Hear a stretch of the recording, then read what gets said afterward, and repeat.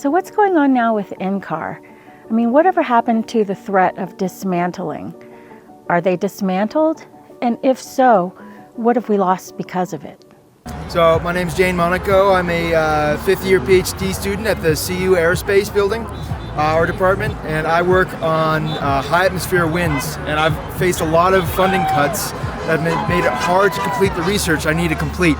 And NCAR is a key part of the decades-long infrastructure and community that's been built. So this is really critical to save lives and keep this community going. If you live in the Gulf Coast or the Southeast and, hurricane territory, this will affect you as well. Last December, the Trump administration proposed to dismantle the National Center for Atmospheric Research, NCAR, and many came out in protest. Save NCAR! Hey, I'm down here in Boulder today. We are trying to save NCAR. If you grew up or lived in the Boulder area, you're probably familiar with NCAR, but for those of you who aren't, here's some background. Perched up in the foothills overlooking Boulder, NCAR watches over the entire planet. Besides being a great place to take photos, what exactly is this place? NCAR's official name is National Center for Atmospheric Research. The idea for NCAR started as a creative response to major challenges that faced the nation in the years between the 1930s and 1950s. The war accelerated the need for high-altitude weather data to support aviation and naval operations. After the war was over, opportunities to study the atmosphere were fewer.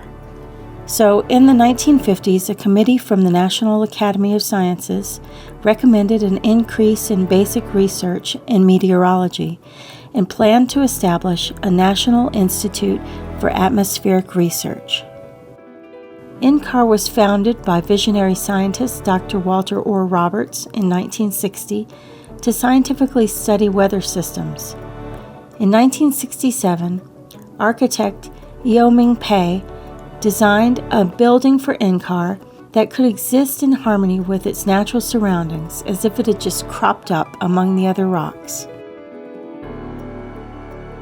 After the many deadly airline crashes in the 70s and 80s, these two meteorologists, Ted Fujita, who collaborated with NCAR, and NCAR's own John McCarthy, saved countless lives by developing a system to alert pilots to wind shear events and downbursts. It was the deadliest single plane crash in U.S. history to that day.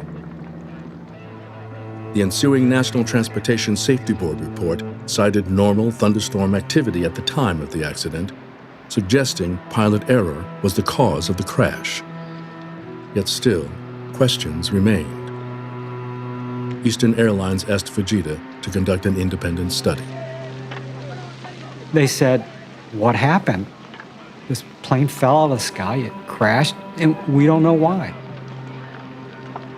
They came to Ted and said, you're the expert, you're the severe storm expert, help us. Fujita went to work. He meticulously pieced together satellite imagery, radar echoes, and synoptic data. He reviewed black box recorders and interviewed pilots of the 14 planes that approached runway 22L at JFK Airport that tragic afternoon. Then, he made a leap of imagination. Tapping into his years of detailed analysis of destruction, he connected the crash to Nagasaki and the super outbreak. While he was flying over the super outbreak, he saw an area where the trees were felled in all directions in a starburst pattern. And it was certainly something similar to what he saw in Nagasaki.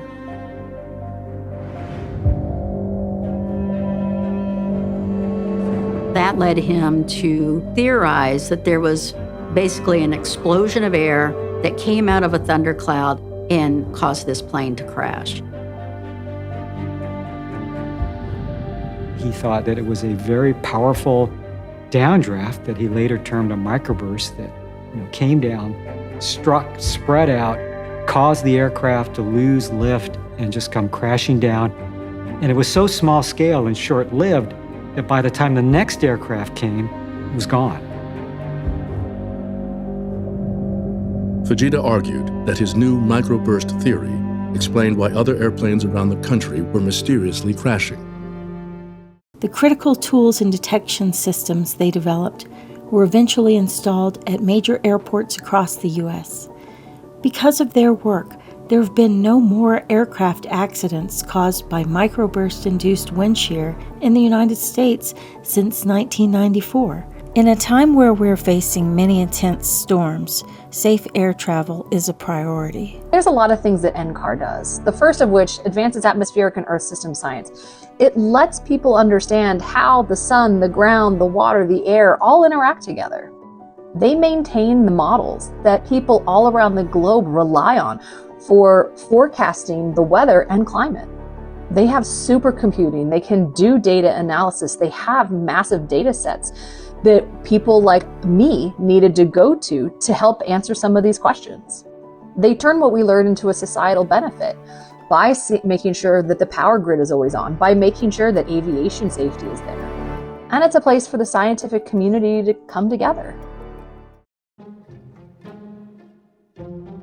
It was a shock to our community when the headlines came out last December. The many benefits that NCAR provides suddenly became at risk. Here's what my sign says. See, NCAR serves our first responders. People that are on life-saving machines need to know when their power is going to go out. And that's one of the ways that NCAR serves our first responders. They let people know what's coming. A global leader in Earth system science, NCAR advances scientific breakthroughs by providing the research community with cutting-edge modeling, observational tools, and computing resources. The impact? Delivering critical insights that protect lives, support the economy, and strengthen national security. NCAR also provides training for the next generation of scientists, ensuring we maintain our country's competitive edge, not just now, but in the future. Without NCAR's weather modeling, Americans have less time to prepare for disaster. And I don't know about you, but I'm not willing to take that risk. We need them because it's important when we have fires to know what our weather is and which way the wind might turn.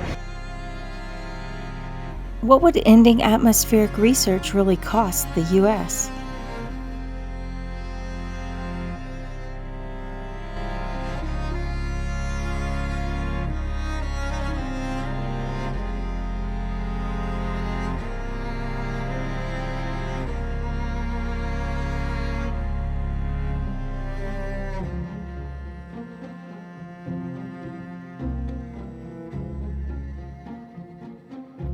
Home to national and global weather research, many depend on this important work that NCAR does in order to do their work.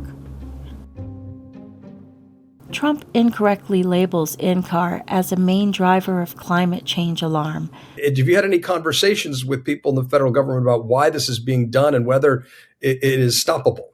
Well, frankly, it's worse than that. It is. They are trying to. We know, and I mean, obviously, the administration will say they want to root out, climate alarmism or climate science, things they don't like.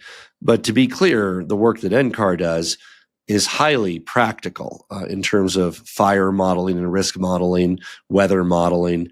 They're not up there in the clouds talking about climate change. They're really on the ground providing information for models that affect our daily quality of life. So I want to make a distinction between the two. To be clear, I completely oppose the administration's work to undermine climate science. But at the same time, it actually will have a detrimental effect on everyday actions that we take, including fire safety, which we take very seriously here in the West.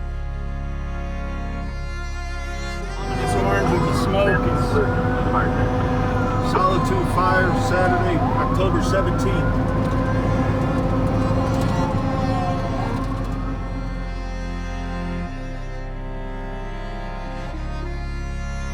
Trump has long criticized federal climate research, repeatedly calling climate change a hoax and a con job. It's the greatest con job ever perpetrated on the world, in my opinion. And then there's the Tina Peters thing. Tina Peters is a former Mesa County clerk and recorder serving a 9-year state prison sentence for helping a man gain unauthorized access to Mesa County's Dominion voting machines in 2021. Some people think that closing NCAR is an attempt to retaliate against our governor, Jared Polis, because he won't agree to move Tina Peters to a federal prison where she would likely be pardoned. You are no hero, you abused your position, and you're a charlatan who used and is still using your prior position in office to peddle a snake oil that's been proven to be junk time and time again. Your lies are well documented, and these convictions are serious. I'm convinced you would do it all over again if you could. But in March, Democratic state lawmakers urged Colorado's governor not to shorten Tina Peters' sentence. They also urged him to think of the repercussions of granting clemency to an election denier. UCAR then sued to block the sell-off of the Boulder NCAR lab, knowing that retribution by the Trump administration is the only reason for the dismantling. So the current administration says Boulder's Mesa lab is promoting climate alarm. It makes you wonder, what good does denying that climate change is a threat do for these decision makers in power? Maybe it removes them from accountability and allows them to protect billionaire polluters, who then make huge donations to stay in power. The 140-page report, A Critical Review of Impacts of Greenhouse Gas Emissions on the U.S. Climate, was published by the U.S. Department of Energy in July 2025, just days before the government laid out plans to revoke a scientific finding used as the legal basis for emissions regulation. The executive summary of the controversial report inaccurately claims that CO2-induced warming might be less damaging economically than commonly believed. Compiled in just 2 months by 5 independent researchers hand-selected by the climate skeptic U.S. Secretary of Energy Chris Wright, the document has sparked fierce criticism from climate scientists who have pointed to factual errors, misrepresentation of research, messy citations, and the cherry-picking of data. A fact check from Carbon Brief shows that the critical assessment report commissioned by the Trump administration to justify a rollback of U.S. climate regulations contains at least 100 false or misleading statements. It seems the only thing climate experts can agree on about the Department of Energy report is that it is full of errors. So, a response was published asking, how can you provide a respectable view of science when you don't know what the literature says, you're not reading it, you're not citing it, and you're not giving the right context? But some critics say the report by the Department of Energy is representative of a larger trend in federal government under the Trump administration to organize selective committees that publish reports which are politically advantageous to support policy decisions. Meanwhile, an overwhelming number of reports confirm that greenhouse gases do cause harm to human health and welfare. And the judge knows that making that little climate group was illegal, but he's going to let them use their report to slash regulations anyway.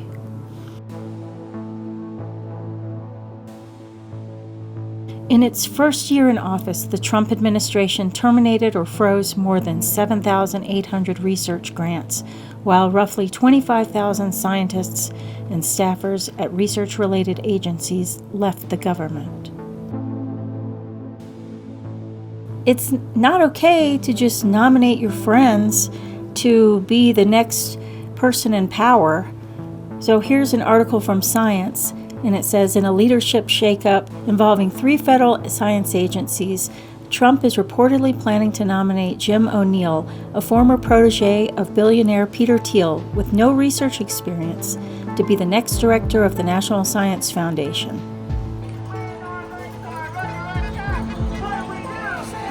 Fight back!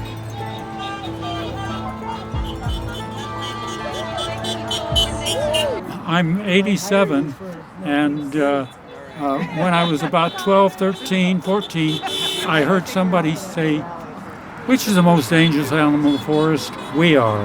I think that's what made my life, really. That and earlier in my life, about the end of World War II, somebody said, Johnny, someday you'll get to go to a war. What's a war? In a war, you get killed or be killed. I was just horrified. And my name is John Russell. Thank you. The protest drew local, state, and federal officials, including Senator John Hickenlooper and Congressman Joe Neguse. Tell me about coming out here today. Well, I couldn't be more grateful to be here with incredible members of the community who are all rallying to do everything we can to save NCAR. And we all understand it's a 5-alarm fire for NCAR, for science, for our federal laboratories and research institutions, and we're going to do everything we can to save them. Last Friday, the National Science Foundation issued an outrageous Dear Colleague letter, purportedly soliciting input from the scientific community on how to literally dismantle NCAR, even suggesting private ownership of the incredible Mesa lab, a crown jewel of the national laboratory ecosystem. Again, I'm going to do everything I can to defend NCAR, to defend science, and to ensure that this reckless plan never comes to fruition. Today, weather extremes have become more and more noticeable, and we rely on the experts at NCAR to help us stay safe by developing models that simulate how weather drives fire and how fires create their own weather. NCAR develops advanced AI-driven models that predict wildfire risk months in advance and simulate fire behavior like spread and intensity in real time. For example, this research has shown that using up-to-date, detailed fuel data is crucial for predicting rapid fire movement, as demonstrated by studies of the 2020 East Troublesome Fire. The East Troublesome Fire started on October 14, 2020, northeast of Kremlin, Colorado. Low overnight humidity and high wind gusts primed the area for fast wildfire conditions. Within 9 days, it had burned nearly 200,000 acres and reached the east side of the Continental Divide. We recognize that fires are burning not only more frequently, but more intensely. In order to be prepared for the next storm, we rely on our scientists collecting data that can warn our communities when they're at a greater risk of fire or flood. The more detail we know about what's happening on our planet, the more specific our fire modeling maps can be in order to be better prepared for future weather events. Being able to anticipate where fires may ignite means wildfire managers, emergency responders, and utility companies can do a better job at keeping us safe and keeping our power on. You see, fire weather forecasting uses predictive modeling to help us understand what could happen.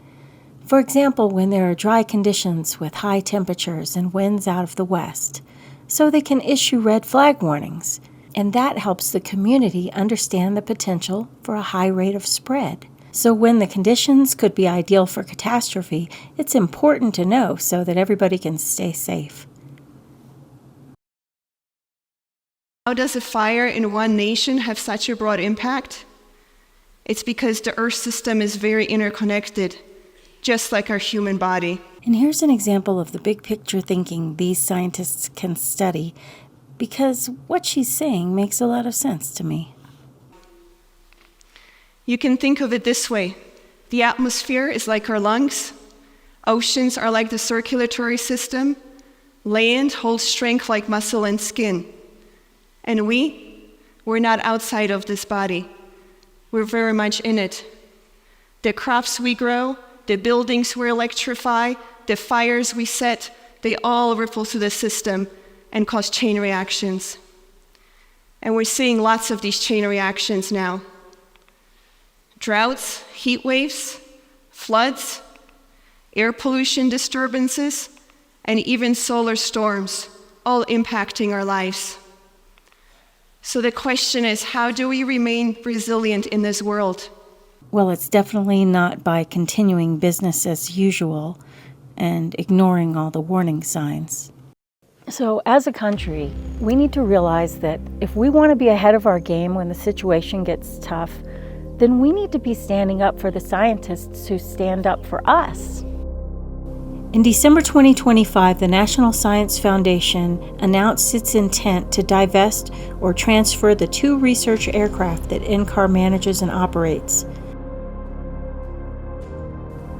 And because of this, numerous university proposals are being declined for field campaigns, leaving researchers under-resourced. In fact, a National Science Foundation official admitted that people's lives and safety depend on the work that NCAR does. And when asked about the NCAR Wyoming Supercomputer Center transfer and why they were breaking apart NCAR, all they could respond with is, because National Science Foundation has said so. Why should we allow people in our own government to take away such valuable people and resources from our community? That's right. Don't underestimate his stupidity. You won't win. It affects people across the country and not just here in Colorado. The closing of NCAR has impacts not just in the state of Colorado, but all throughout the U.S. and the world. Me personally, I grew up in the Gulf Coast in Houston, Texas. I went through Hurricane Ike in 2008 and Harvey in 2017, and I was not made aware of NCAR's significance and importance until I moved here, and how integral and vital it is to, hurricane forecasting, prediction, and modeling and all of that stuff. We need more science, not less, to explain some things that are going on and to make better predictions. So I'm delighted to be here today with people who think the same way. Hey, it's Jonathan Singer here with the Boulder Chamber, and you don't always think about business and science, but this is so important for our community right now. These are the folks that are helping predict our fires, our floods, our wind events, helping out our farmers and our soldiers overseas and everyday people who depend on this kind of climate science to help make our lives better, but keep us safer at the same time and grow our economy. So we got to reach out to our red state senators and congresspeople and show them the value it is for their community. This is about everybody's constituents. Whether you're a farmer in Oklahoma or a firefighter in Washington State or here in Colorado in a high wind event, we all need this, and we wouldn't have the kind of resources necessary without places like NCAR. And saying goodbye to NCAR means saying goodbye to a huge modicum of safety for our community and our economy. Good trouble. Let's get into some good trouble together, folks.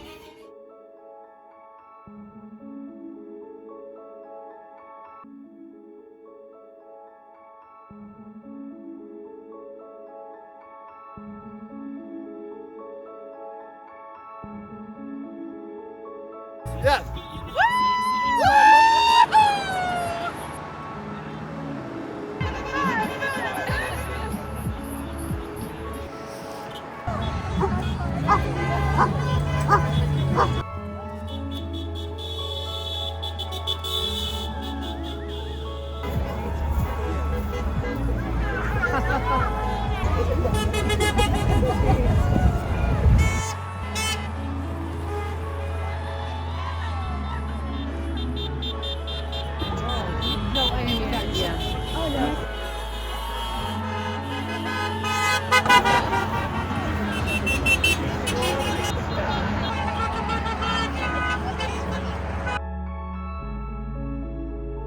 Even though the National Science Foundation received as many as 1,000 responses to the Dear Colleague letter, they just intend to ignore them.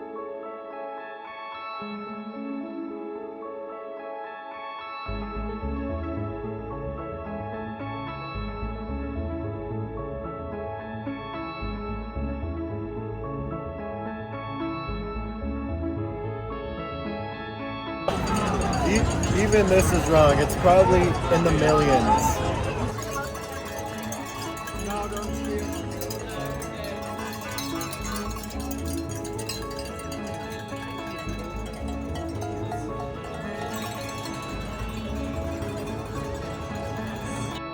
And what I always wonder is, isn't an ounce of prevention still worth a pound of cure?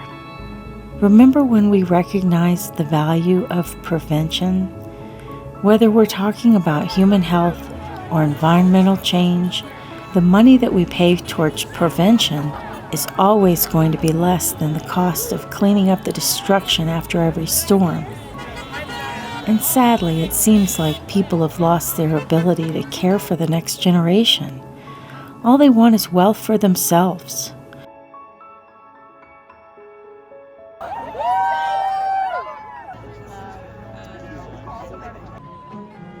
The data that NCAR collects and reports keeps us all safer.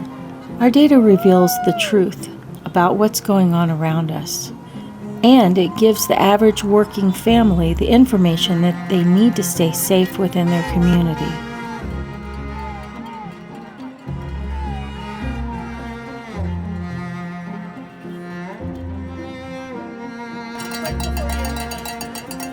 We're not looking at the big picture. We're not caring enough about the next generation.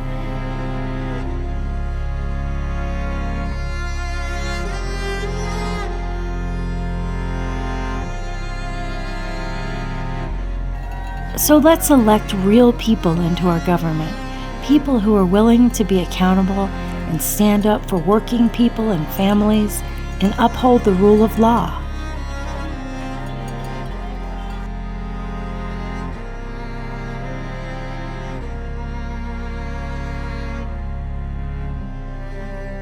Pretending all the changes and storms we've been having don't mean anything is a great way to be caught unprepared. To be a smart leader, one must see the value in having situational awareness and know how to work together with all the teams of helpers to provide for and protect their community. And there's no time to lose. We can't wait for someone else to do it. It must be us. So choose something on this earth that you want to protect and put your energy into saving it, because we're the ones who need to act, and we need to act now. And we can't do it all, and we can't do it alone, but we can do enough to make an impact. Because which world do you want to live in? And what would you give up today in order to save tomorrow? And when your grandkids ask what you did to try to preserve the Earth's ecosystems and rainforests and glaciers so that they might experience the wonder and beauty of our Earth, what will you tell them? Will you be able to say, "I'm so glad we didn't let our leaders trade all this just to make a buck"? Or will you have to hang your head and say, "I voted for the ones who only cared about themselves, and I let them take it all"? And I don't know why I couldn't see the bigger picture of your future.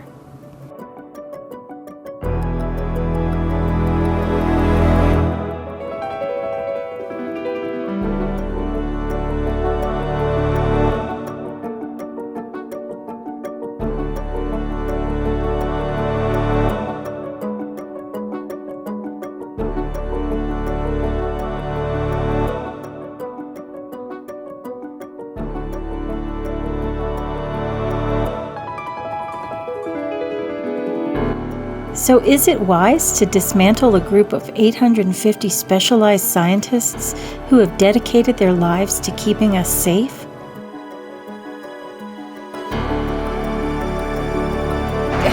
People, wake up! This is important. I don't know what else to say. Here's some information about how you can take action to help save NCAR and the work that it does. By October 2026, Congress will address the funding of the National Science Foundation for next year, and we must actively and consistently reach out to our congressional representatives now and throughout the year. And just in time for Earth Day, the Trump administration has now fired the entire National Science Board without explanation. And Scientific American says each member of National Science Foundation's National Science Board received an email Friday afternoon saying that on behalf of President Donald J. Trump, their positions were terminated, effective immediately, with some theorizing the reason being to make way for Jim O'Neill and to prevent the board from fighting to preserve the National Science Foundation's budget for 2027. Thank you.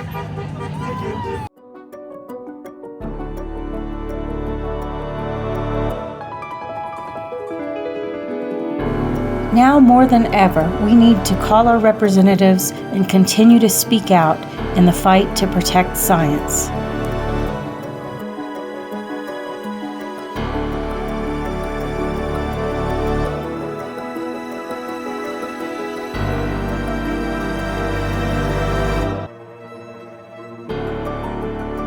If you like this video, please hit the like button and subscribe to our channel.